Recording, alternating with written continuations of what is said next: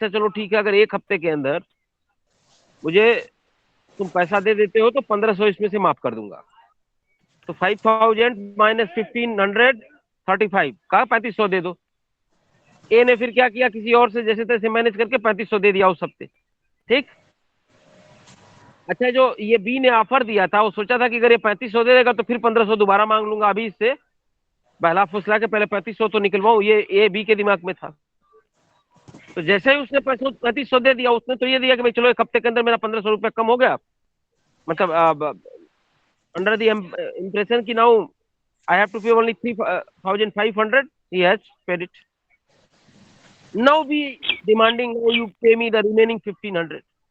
तो क्वेश्चन ये पूछ रहा है कि whether we will succeed or not, and if not, why? If yes, why? What is the provision? What is the logic? Sir succeed नहीं करेगा बिकॉज उसने नया कॉन्ट्रैक्ट फॉर्म किया था।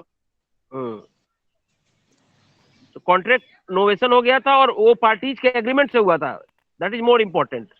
Parties has been agreed, so therefore as per section 62 the parties need not to perform the original contract, यही तो लिखा है। तो अब ए 62 का डिफेंस लेगा, वो कहेगा कि साहब हम दोनों लोग एग्री किए थे कि भाई एक हफ्ते के अंदर अगर दे दोगे तो सिर्फ 3500 ही देना पड़ेगा। In case if you are agreeing to pay within 1 week, you have to only pay 3500, not totally 500. So this is the way you have to write. एक बार ही पूछा है remission under section 63 of the Indian contract, तो basically 60 notes बनते हैं इस पे।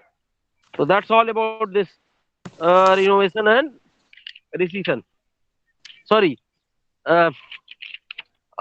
novation, rescission and alteration, that is discharge of contract by agreement. If you have a, feel free to ask. Sir ये डिस्पेंस टर्म एंड विथ और remit, इसमें थोड़ा confusion है। डिस्पेंस एंड रिमिट को थोड़ा अलग कीजिए सर। सेक्शन 63।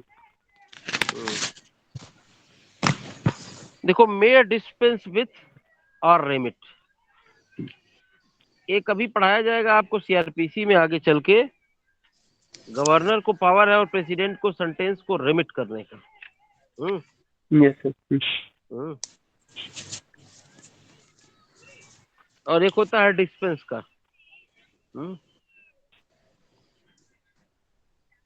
दोनों में देखो क्या है ना कि एब्जॉर्ब कर देता है, इफेक्ट ऑलमोस्ट सेम है। Completely comparatively the effect is almost same. There is a technical difference between dispensation and remission. Remit जो है basically it is a term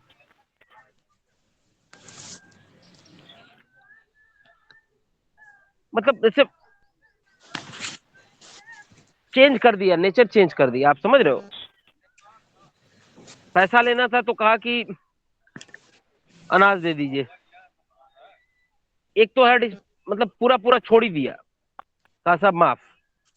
एक में है कि नेचर चेंज कर दिया। वो जो पढ़ाया जाएगा आपको, जब वो बेसिकली जब प्रेसिडेंट और इसकी पार्डनिंग पावर पढ़ाई जाएगी ना, तो उसमें आता है पार्डन का क्या मतलब है, रिमिशन का क्या मतलब है, रेमिट करने का है ना। तो वही है इसमें, एक में फुली तरह से एब्जॉर्ब कर दिया कि जाओ माफ सब। एक में है कि चलो अच्छा ये नहीं तो यही कर दो भाई, चलो ठीक है, अगर मेरा पैसा नहीं दे पा रहे हो ना, तो चलो 3 दिन मेरे खेत पे जरा वो मेरा गेहूं कटवा दो, मतलब एग्रीकल्चर लेबर। ठीक है, तो नेचर को चेंज कर दिया, किसी और के बदले कुछ और। और डिस्पेंस का मतलब पूरी तरह, डिस्पेंशन मींस कंप्लीटली एब्जॉर्बिंग। हाँ रेमिट। टेक्निकल डिफरेंस है आप वो, हाँ टेक्निकल डिफरेंसेस हैं वो आपको कहीं मिल जाएंगे। Anything else? No thank.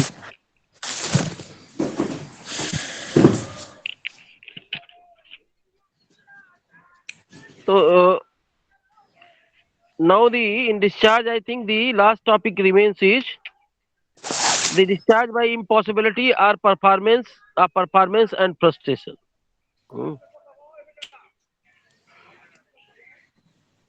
Doctrine of frustration and impossibility. तो एक तो देखो पहला क्लास क्या है, an agreement to do an act impossible in itself is void. तो पहला तो है कि एक ऐसा एग्रीमेंट है जो इम्पॉसिबल है परफॉर्म करने के लिए, वो वायर्ड है। ये पहले भी हम लोगों ने देखा है। ठीक है। और एक होती है सुपरवीनिंग इम्पॉसिबिलिटी, कि the act was very much possible initially, मतलब इनिशियल इम्पॉसिबिलिटी, तो वो वायर्ड है। मान लो जब एग्रीमेंट हुआ तभी क्लियर था कि ये इम्पॉसिबल नहीं है, ये पॉसिबल नहीं है। यस, तो that is called and that is wired. Wired एब इनिशियो है बेसिकली। हाँ, वायर्ड एब इनिशियो है। तो वो पार्टीज डिस्चार्ज है लायबिलिटी से तभी, भले ही एग्रीमेंट हो रहा है, दो agreement is being has been entered, it will never come to the contract. So that is one. Now next is कि in the beginning it was possible to perform, but because of any reason it becomes impossible to perform. So that is called supervening impossibility. So now it will be wired from the day it becomes impossible to perform. हाँ? और एक होता है frustration. देखो frustration का मतलब क्या है, ये बेसिकली इंग्लिश लॉ की डॉक्ट्रिन है। Frustration means the very object of the contract has been frustrated. जिस चीज के लिए एग्रीमेंट हुआ था वो ऑब्जेक्ट ही फ्रस्ट्रेट हो गया, अब वो ऑब्जेक्ट बचा ही नहीं। ठीक है। जैसे मान लो इंग्लैंड के किंग का वो प्रोसेशन निकलना है, हाँ, एक भव्य शोभा यात्रा निकलनी है। अब पता चला कि जिस दिन निकलनी है उस दिन एक हफ्ता पहले ही पता चला कि अब राजा साहब काफी बीमार हैं, तो कहीं और चले गए। he has went somewhere else for taking medical treatment, so now that procession will not happen। तो उस प्रोसेशन के लिए, या मान लो कोई इवेंट मतलब ऑर्गेनाइज किया गया, पता चला उसमें जिस इवेंट को जो मेन लोग परफॉर्म करने वाले हैं, they are not, they have been suffering with corona और विद इन्फ्लुएंजा और something, so therefore they are not possible. So the very object of the contract has been frustrated in advance. So is the parties perform to, in case of frustration, they are supposed to discharge their liability. So I think there are certain cases in this।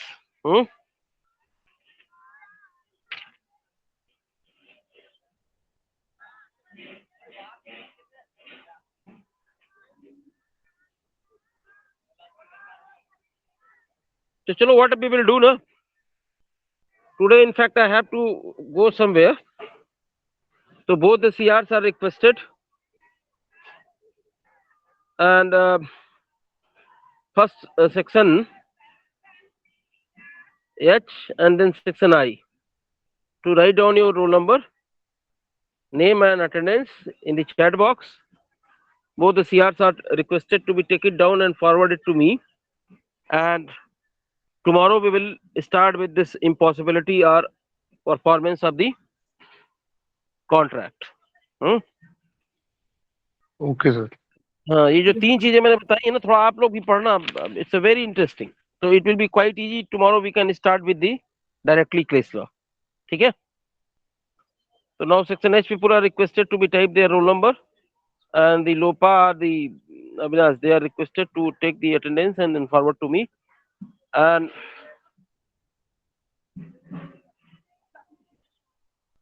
after that section I. Yes, sir.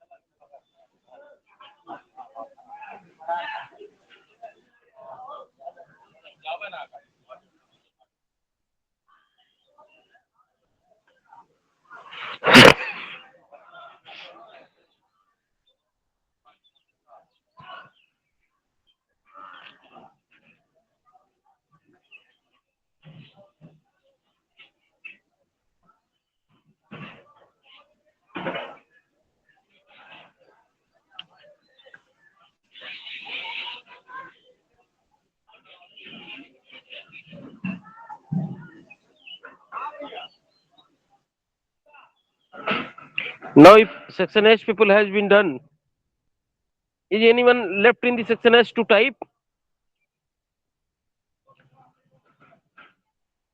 Please hurry up.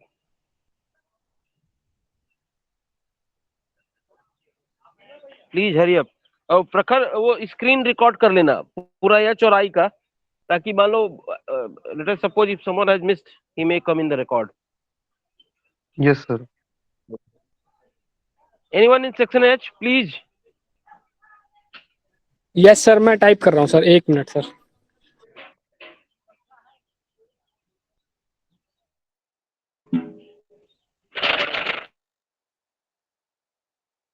चलो now section आई।